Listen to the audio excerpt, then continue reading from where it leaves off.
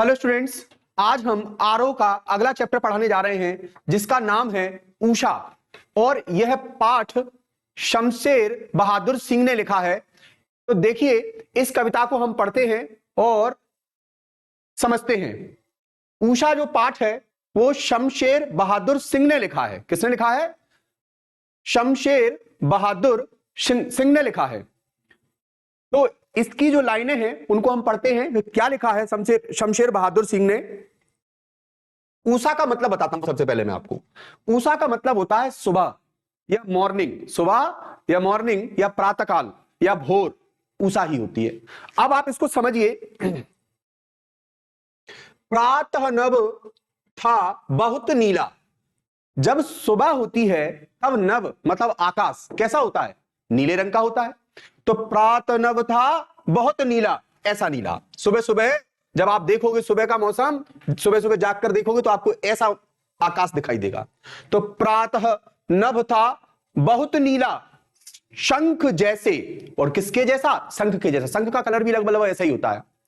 भोर का नभ, जैसे भोर का नभ होता है, शंख के जैसा होता है भोर का नभ। राख से लीपा हुआ चौका अभी गीला पड़ा है। और ऐसा लगता है कि जैसे राख से, जब हम गांव में जब चूल्हे पर खाना बन जाता है तो खाना बनने के बाद उस पर पोता फेरा जाता है, चौका लगाया जाता है उस पर।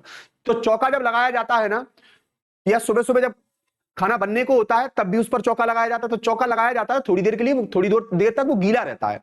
और ऐसा ही वो गीला लग रहा है। जब गरम गरम चूल्हे पर चौका लगा दिया जाता है, थोड़े हल्के से गुनगुने चूल्हे पर ही चौका लगा दिया जाता है, तो उसकी इतनी सौंधी सौंधी सुगंध आती है, खुशबू आती है। अगर किसी के यहाँ चूल्हे पर चौका लगा हो तो उसे ये पता होगा कि कैसी खुशबू आती है। जैसे बत्ती का नाम ले दो तो बत्ती खाने का मन करने लगता है कुछ बच्चों का। बत्ती, हाँ, जिससे स्लेट से लिखते हैं, स्लेट पर लिखते हैं जिससे। प्रात नभ था बहुत नीला, शंख जैसे। भोर का नभ, भोर का नभ किसके जैसा होता है? शंख के जैसा। राख से लीपा हुआ चौका अभी गीला पड़ा है। और ऐसा लगता है कि पूरा आसमान जैसे चूल्हे पर चौका फेर दिया हो, पोता लगा दिया हो, जो अभी गीला पड़ा है। तो इसका कलर और इसका कलर लगभग मिलता जुलता सा नजर आता है। अब अभी गीला पड़ा है, जैसे चूल्हा गीला पड़ा होता है ना, ऐसे ही आसमान भी गीला पड़ा हुआ नजर आ रहा है। और उसके बाद फिर सुबह का सीन क्या होता है? बहुत काली सिल जरा से लाल केसर कि जैसे धुल गई हो। और बहुत काली सिल, जब काली सिल होती है ना, उस पर सुबह सुबह हमारी जो माताएं बहनें होती हैं वो सुबह सुबह उस पर चटनी पीसती हैं। तो जब चटनी पीसती हैं तो चटनी पीस कर वो जो काली सिल होती है, वो काली सिल भी चटनी पीसने के बाद ऐसे लगती है जैसे उस पर किसी ने केसर मल दिया हो। क्या मल दिया हो? केसर। तो देखिए, बहुत काली सिल जरा से लाल केसर। लाल केसर क्या है? लाल मिर्ची है। गांव में अभी भी लाल मिर्ची को पीसकर खाना बनाया जाता है, बहुत ही स्वादिष्ट भोजन बनता है। तो बहुत काली सिल जरा से लाल केसर कि जैसे धुल गई हो, जैसे वो लाल केसर से जब पहुंच लेते हैं तो लाल केसर से धो दी गई हो उसको, स्लेट पर या लाल खड़िया मल दी हो किसी ने। और ऐसा लगता है जैसे स्लेट पर किसी ने लाल खड़िया मल दी हो। जैसे स्लेट होती है और स्लेट पर किसी ने लाल खड़िया से कुछ लिख दिया हो या मल दी हो, ऐसी लगती है। कौन सी सिल? ये सिल जिसपे मसाला पीसा जाता है, जो काले रंग की होती है, वो भी ऐसी लगती है कि केसर मल दिया गया उसी पर किसी ने। उसके बाद नील जल में या किसी की गौर झिलमिल देह जैसे हिल रही हो। और ऐसा लगता है जैसे नीले जल में किसी की गौर, गौर मतलब सुंदर, गोरे रंग की। तो नीले जल में, जल नीला रंग का जल है और उसमें या किसी की गौर झिलमिल देह जैसे हिल रही हो। तो जल में किसी की देह हिल रही हो, मतलब जल में किसकी देह हिल रही होती है? तो यहां पर आपको दिख रहा होगा कि जल में जब सूर्य उगता है तो उसकी झिलमिलाती देह नजर आती है। सूर्य, ऐसे नीला जल होता है और उसमें सूर्य की झिलमिलाती देह नजर आती है। तो देह मतलब शरीर, सूर्य नजर आता है मतलब। और जादू टूटा है इस ऊषा का, अब सूर्योदय हो रहा है। और जादू टूटता है किसका? ऊषा का, क्योंकि अब क्या हो चुका है? सूर्योदय हो चुका है। मतलब बड़ा ही मनोहर दृश्य होता है सुबह का, प्रातः का। जब हम प्रातः काल उठकर घूमने निकलते हैं तो तब अलग सीन होता है, और जब वो सूर्योदय हो जाता है तब का अलग सीन होता है। और दोनों ही जो सीन होते हैं बड़े ही मनमोहक होते हैं, मन को प्रसन्न कर देने वाले होते हैं। तो बड़े ही कोमलता से कवि ने सुबह मॉर्निंग का, सुबह का, प्रातः काल का वर्णन किया है जो मन को प्रसन्न कर देने वाला होता है। तो मैं आपको संदर्भ प्रसंग इसमें बताऊंगा, व्याख्या आपको समझ में आई चुकी होगी। संदर्भ प्रसंग है, प्रस्तुत पंक्तियां आधुनिक हिंदी साहित्य के प्रगतिशील कवि शमशेर बहादुर सिंह की कविता उषा से ली गई है। उषा से ली गई है। यह काव्य हिंदी साहित्य की पाठ्य पुस्तक आरोह भाग 2 से लिया गया है। और ये कहां से लिया गया है? पाठ्य पुस्तक आरोह भाग 2 से लिया गया है। प्रसंग क्या है इसमें, क्या बताया है कवि ने? तो प्रसंग देखिए, कवि ने सुबह के समय आकाश और धरती पर दिखने वाले दृश्य परिवर्तनों का चित्रण किया है। सूर्योदय से पहले की उषा का यह दृश्य कोमल, शांत और जादुई है, जो धीरे धीरे वास्तविकता में बदलता है। कवि ने इस परिवर्तन को अत्यंत कलात्मकता से प्रस्तुत किया है। तो बहुत ही कलात्मक ढंग से कवि ने इस सुबह के सुंदर दृश्य को बताया है, हमें समझाया है। ये सुबह का सुंदर दृश्य होता है। यहां ये सुबह हो गई और उषा का जादू टूट जाता है, मतलब दिन हो जाता है, वास्तविकता में हम यहां पहुंच जाते हैं। तो समझिए आप, मैं फिर से लाइनें पढ़ दे रहा हूं। प्रात नभ था बहुत नीला, शंख जैसे भोर का नभ, राख से लिपा हुआ चौका अभी गीला पड़ा है। बहुत काली सिल जरा से लाल केसर की जैसे धुल गई हो, स्लेट पर या लाल खड़िया मल्दी हो किसी ने, नील जल में या किसी की गौर झिलमिल देह जैसे हिल रही हो, और जादू टूटा है इस उषा का, अब सूर्योदय हो रहा है और सूर्योदय हो जाता है। तो इन लाइनों को आप इस तरीके से समझकर और लिख सकते हो। ये संदर्भ प्रसंग है। मैं अगर इसका काव्य सौंदर्य आपको बताऊं तो बिंबों का प्रयोग हुआ है। किसका प्रयोग हुआ है? बिंबों का। हाँ, इमेजरी जो है, इमेज यूज हुई है। जैसे कविता में नीला नभ, तो नीला नभ, राख से लिपा हुआ चौका, हाँ है इमेज, आपको इमेज दिखाई, एक तरीके से इमेजरी है ये। और नीला नभ, आकाश नीला नीला, बिंबों का प्रयोग हुआ है। काली सिल, बताइए आपने देखा, गौर झिलमिल दे जैसे बिंब कविता को दृश्यात्मक और प्रभावशाली बनाते हैं। प्रतीकात्मकता है, मतलब एक चीज का प्रतीक माना गया किसी, जो उषा को प्रकृति के परिवर्तन और जीवन के नए आरंभ का प्रतीक बनाया गया है। हाँ, जो उषा होती है, सुबह होती है, वो हमारे जीवन के नए आरंभ को जन्म देती है हमारे जीवन में। क्योंकि सुबह काली जो रात होती है, उसके बाद जब भोर होता है, तो भोर के बाद हमारा जीवन क्या होता है? एक नई जो है जीवन कामना पूरी करने, मनोकामना पूरी करने के लिए आगे बढ़ती हैं। जब हम नई मनोकामना पूरी करने के लिए आगे बढ़ते हैं तो उसमें हमें उषा का सहारा लेना पड़ता है, क्योंकि बिना सुबह के हम आगे नहीं बढ़ सकते।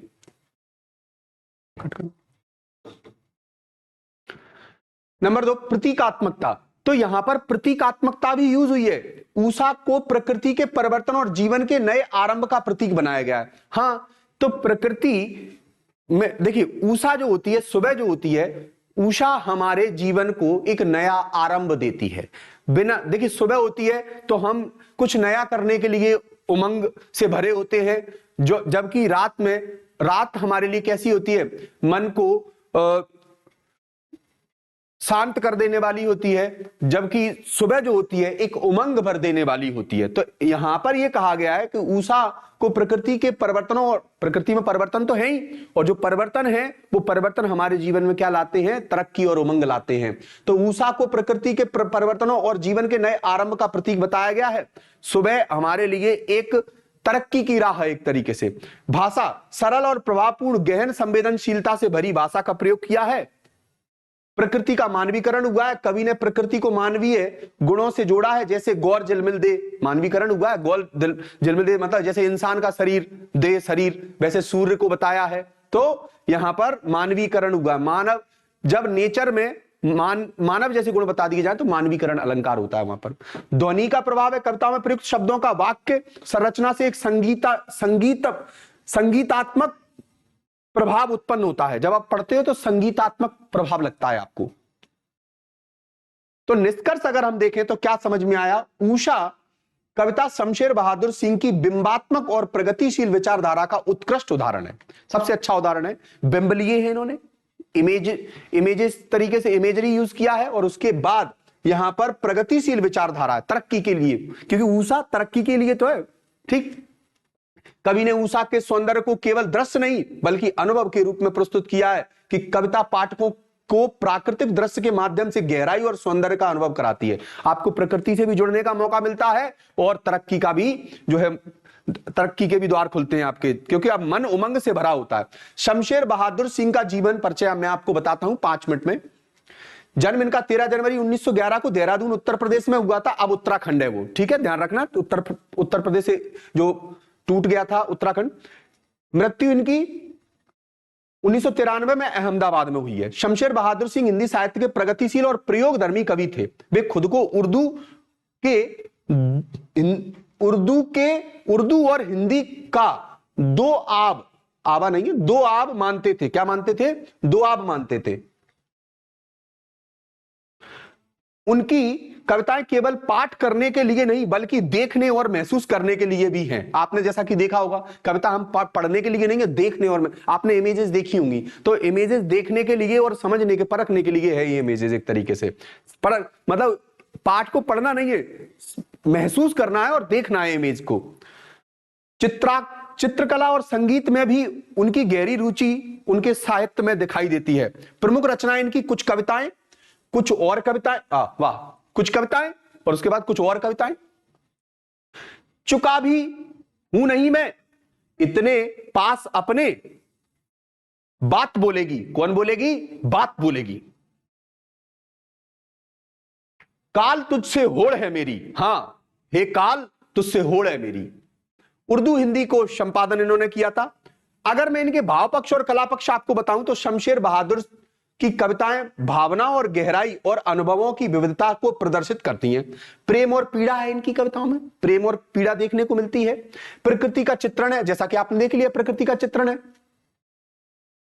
प्रकृति के सूक्ष्म परिवर्तनों को भी उन्होंने बड़े ही मानवीय संवेदनाओं से जोड़कर प्रस्तुत किया है। सूर्योदय, ऊषा होना, मतलब सुबह होना, और सूर्योदय होना, गांव की सुबह का चित्रण उनकी कविताओं में जीवंतता लाता है। जब इस ऐसे चित्रण करते हैं तो ऐसा लगता है जैसे हम बिल्कुल एकदम से सटीकता से देख ही रहे हैं हम इनको।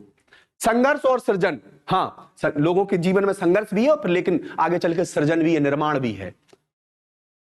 मानवता और समाज, हाँ, शमशेर बहादुर के काव्य में प्रगतिशील विचारधारा के तहत समाज और मानवता की समस्याएं उभरकर आती हैं। कला पक्ष देखिए इनका, शमशेर बहादुर सिंह की कविताएं शिल्प और भाषा के स्तर पर प्रयोगधर्मी और कलात्मक हैं। बिंब धर्मिता, इसमें इन्होंने बिंब धर्मिता मतलब इमेज को यूज किया है। उनकी कविताओं में बिंबों का अद्भुत प्रयोग मिलता है, जैसे शब्दों में रंग, ध्वनि, दृश्य का सम्मिलन उनकी विशेषता है।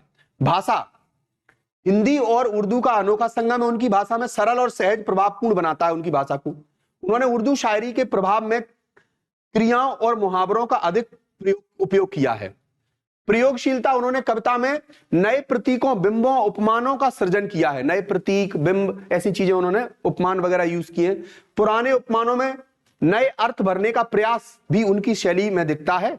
लय और संगीतात्मकता भी इनकी शैली में दिखाई देती है, मतलब लय तो है ही और गाया जा सकता है, संगीतात्मकता भी है। पाठकों को संगीत। शमशेर बहादुर सिंह का साहित्य में स्थान देखिए। शमशेर बहादुर सिंह का हिंदी साहित्य में एक अद्वितीय स्थान है, सभी का अद्वितीय स्थान है। वैसे तो वे प्रगतिवादी आंदोलन के महत्वपूर्ण कवि होने के साथ साथ प्रयोगशील और बिंबधर्मी रचनाकार के रूप में भी पहचाने जाते हैं। उनकी कविताएं प्रगतिशील विचारधारा, कलात्मक शिल्प और गहन अनुभूतियों का उत्कृष्ट उदाहरण है। अगर मैं इस पूरे पाठ का निष्कर्ष देखूं तो शमशेर बहादुर सिंह एक प्रगतिशील और बिंबधर्मी कवि थे, जिन्होंने कविता में सहजता, गहराई और सौंदर्य का अद्वितीय संयोजन प्रस्तुत किया है। उनकी कविताएं भावना और विचारों और कला का अनुपम उदाहरण है। और हां, अगर वीडियो पसंद आई हो तो please like, share and subscribe जरूर करना चैनल को। Thank you.